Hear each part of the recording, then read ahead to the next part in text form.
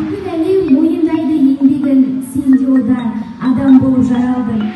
Көңіліміз жас болып, бала көңіліне жан шуағымызды, мейірімізді төге берейік. Халықаралық деңгейге жетеміз деген үмітіміз бар.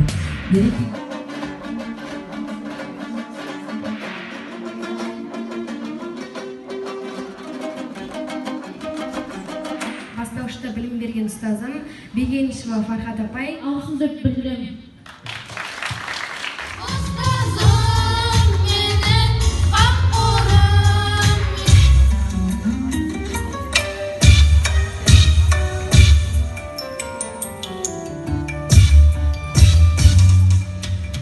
Мектепте тексеріс келіп жатыр дейді.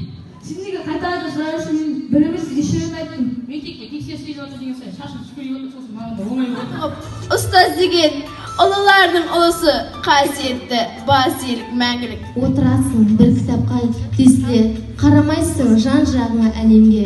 Шәкірттерім білмей қалар дейсің бе?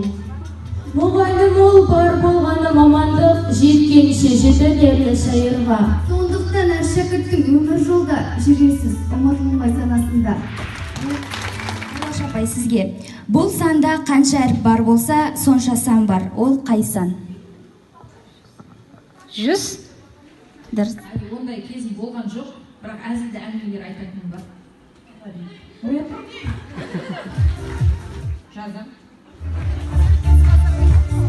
Білім беріп бұл өмірге шындаған, алдыңыздан өтті оқушы мыңдаған.